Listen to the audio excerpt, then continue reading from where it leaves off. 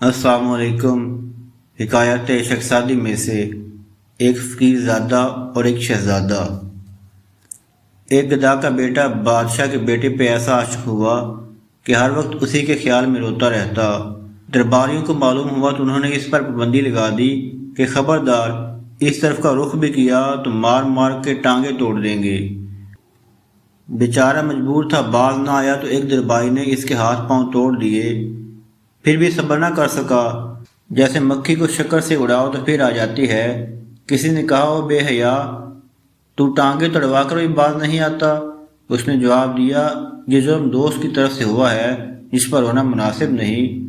دوستوں کے قدموں پہ قربان ہونے والا پروانہ اس زندہ سے بہتر ہے جو اندھیرے میں پڑا رہے اور جان بچاتا پھرے۔ مجھے تو اتنی بھی خبر نہیں کہ میرے سر پہ مانگ ہے یا کلہاڑا۔ یعقوب علیہ السلام کی طرح میری آنکھیں سفید بھی ہو جائیں تو یوسف کے دیدار سے امید نہ توڑوں گا۔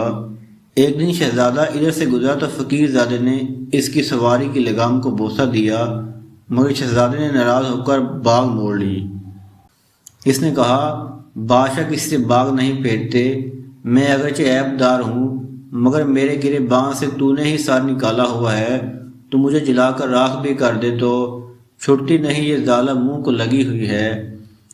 شخصادی علیہ رحمہ کی اس حکایت سے ہمیں یہ سبق حاصل ہوتا ہے، عاشق صادق محرومیوں اور ناکامیوں سے گھبرا کر عشق سے تائب نہیں ہوتے، بلکہ یہ تو چلتی ہے تجھے اونچا اڑانے کے لیے کا مصداق بن کر ان کا جذبہ ترقی پذیر ہو جاتا ہے، اور سب کچھ سن کر بھی کہتے رہتے ہیں، تو ہو کہ ترش رو مجھے گالی ہزار دے، یہ وہ نشہ نہیں جسے ترشی اتار دے۔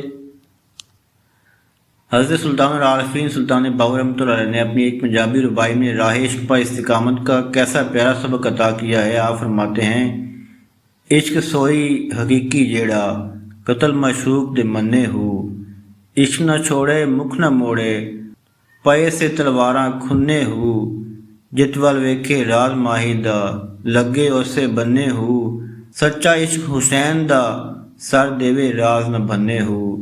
تمام نئے ہمارے دوستوں کی گزارش ہے کہ چینل کو سبسکرائب کریں، بیل آئیکن ضرور پریس کریں۔ شکریہ۔